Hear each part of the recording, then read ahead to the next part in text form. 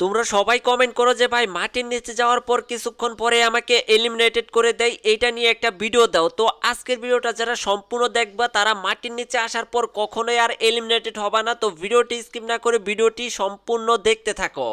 আজকে তোমাদের tips and trick থেকে শুরু করে মাটির নিচ দিয়ে কোন পর্যন্ত গাড়ি নিয়ে যেতে পারবা এবং কোন পর্যন্ত যেতে পারবা এ টু জেড দেখাই দিব। তো ভিডিওটি স্কিপ না করে সম্পূর্ণ দেখতে থাকো। তো প্রথমত আমরা ব্লু সিয়ার থেকে শুরু করি। তা ব্লু সিয়ার থেকে গিভওয়েতে যেতে পারবো।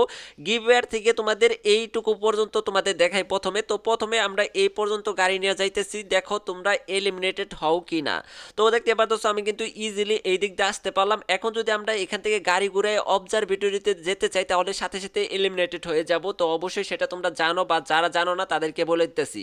আশা করি সম্পূর্ণ ভিডিওটা তোমরা দেখবা। তো দেখতে পারতেছো এখন হচ্ছে আমরা হাঙ্গার বা হ্যাঙ্গার থেকে আমরা এই পজিশন দিয়ে এই পজিশনে ঢুকতে পারবো। যদি একটু ভিতরে যেতে চাই তাহলে কিন্তু আমরা এলিমিনেটেড হয়ে যাব, সেটা কিন্তু তো অনেকেই জানো বা অনেকেই জানো না।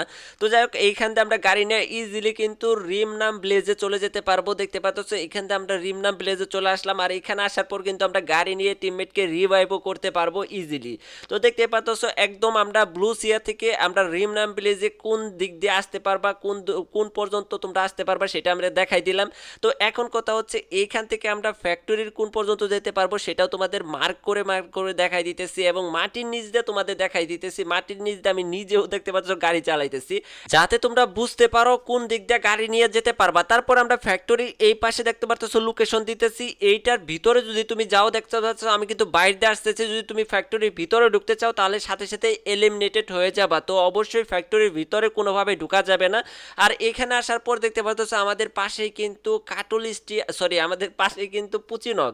তো পুচিনকের ভিতরে যদি গাড়ি নিয়ে কোনোভাবে ঢুকতে যাও তাহলে কিন্তু সাথে সাথে এলিমিনেটেড হয়ে যাবা। তো তারপরে পুচিনক বাদ দিয়ে দিবা। পুচিনকে যদি কখনো জুন পড়ে তখন কিন্তু তোমরা অবশ্যই এই টিপস অ্যান্ড ট্রিকটা করবা না, তুমি উপরে ফাইট নিবা, না হলে কিন্তু এলিমিনেটেড হয়ে যাবা। এখন আমাদের সামনে আছে কুতাতুয়া। তো এই লোকেশনে যদি তুমি আসো তাহলে কিন্তু এইখানে তোমরা এলিমিনেটেড হবা না। তুমি যদি পুচিনকের দিকে যেতে চাও আর হচ্ছে ক্যাপটাউনের দিকে যাও তাহলে কিন্তু এলিমিনেটেড হয়ে যাবা। তুমি কিন্তু এই পাশ দিয়ে ইজিলি বের হতে পারবা। এখন হচ্ছে পিকের দিকে চলে যাব, পিকের থেকে ডাইরেক্ট মিলে চলে যাব।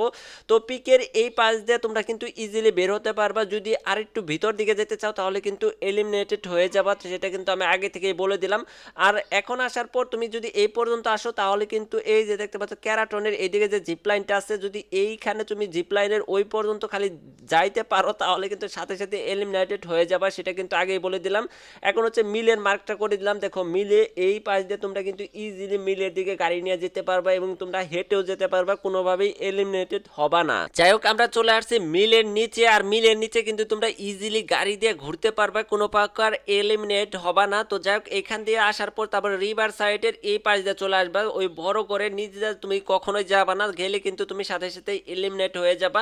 আর এইখানে আমার সাথে হয় কি দেখো, মানে এইখানে গাড়ি ব্রেক করতে করতে আমি এলিমিনেট হয়ে গেছি। এখানে জানতাম যে এলিমিনেটেড হয়ে যাবে, গাড়ি ব্রেক ধরার আগেই কিন্তু আমি ডাইরেক্ট এলিমিনেটেড হয়ে গেছি। তো কিছু করার নাই, আমি এখানে পিসি দিয়ে গাড়ি চালাইতেছিলাম তার জন্য ব্রেকটা ঠিক মতো ধরতে পারি নাই। তো যাই হোক তোমরা ওই লোকেশনে যাবা না যেখানে আমি এলিমিনেটেড হইলাম, আর শিপইয়ার্ডে যাবা না, তাহলে কিন্তু তোমরা পুরোটা ম্যাপ মার্ক করে দেখাই দিলাম যে কোন পর্যন্ত যেতে পারবা কোন পর্যন্ত যেতে পারবা না। আশা করি যদি তোমরা দেখো যে মার্কের বাইরে যদি জুন পড়ে কখনো তাহলে কিন্তু কখনোই ওই দিকে যাবা না, তাহলে কিন্তু আর এলিমিনেটেড হবে না।